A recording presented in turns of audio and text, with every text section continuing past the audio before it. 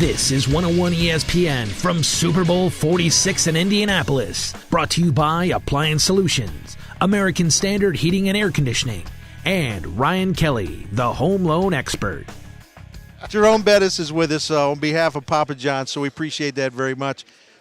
You're a Hall of Fame finalist, second year in a row, and as you know, I'm one of the voters. In fact, I speak up for you in a meeting, and it's a difficult process. I know the inclination's got to be impatience, but I don't know what to tell you. It's just so it's so hard, man. It's so hard to get that list down to 5 modern-day players every year. Yeah, because everybody says, well, who should be in? That's the easy part. I always tell people, well, who would you on this list? Who would you reject?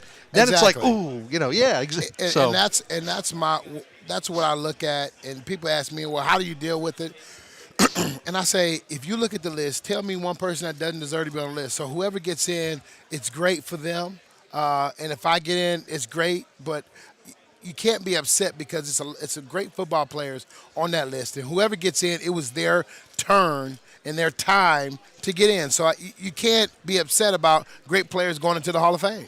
And the way I looked at it, and this is what I've said to everybody, and you and I have not had the chance to discuss this, and I mean this sincerely. I'm not BSing about this. When you and Curtis Martin and Marshall Faulk came up the same year, I said, boy, this is tough because it's going to be hard to get all three guys in the first year. It's just it's just not But possible. they will all get in. It's right. just they will all get in. It's just so everybody sit tight. It will happen, and I mean that. So Yeah, and it's one of those things that you understand with the group of guys that you have that it's tough. You can't get one position. You can't get all the guys in one position because you've got a backlog at a couple positions that you would like to get guys in. So I understand it, and that's why I got a smile on my face now. I'll have a smile on my face Saturday once the decision is made, and Sunday I'll have a smile on my face as well because it's not going to determine me, my career. I don't think it changes anything that I've done. All it does is highlights absolutely what I've been able to accomplish in my career. So hopefully it happens, and if not, then that's fine too. And hopefully it happens the year after. I want to ask you one more thing about your year in St. Louis, and it is strange that you opened the Dome, you scored the first touchdown there, and it was such great giddy times. And I don't know if you know what's going on in St. Louis. I mean, Stan Kroenke owns a team. They're fighting over the lease. There's a chance they could move. I mean, the building's only 17 years old.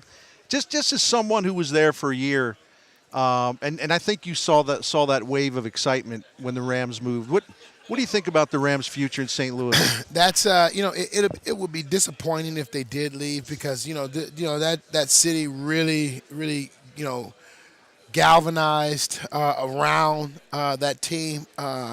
When they got there was a lot of fanfare. Really was looking forward to it. Came in, they actually won a championship there. So I mean, I think there's some there's a lot of loyalty that's been built up through the years, and I think if you move that team, I think that would be disappointing because they did a lot to get that team to come there. Unbelievable, a lot. I'm glad you recognize that. Plus, you also got to put a product out. I mean, they're 15-65 the last 5 years. I mean, that's hard to. You kind of went through that in L.A. too. Absolutely. You've got to put a winner on the field so that people can come out and root for you. Well, Jerome Bettis, before you go, real quick, 30 seconds, because you got to move on to another interview. Yeah. But who do you like in the game? It's tough one. I mean, I like the Giants, but you can never rule out the Patriots. So this is going to be a close game. I think it's going to come down to a field goal, and I think the Giants win by 3.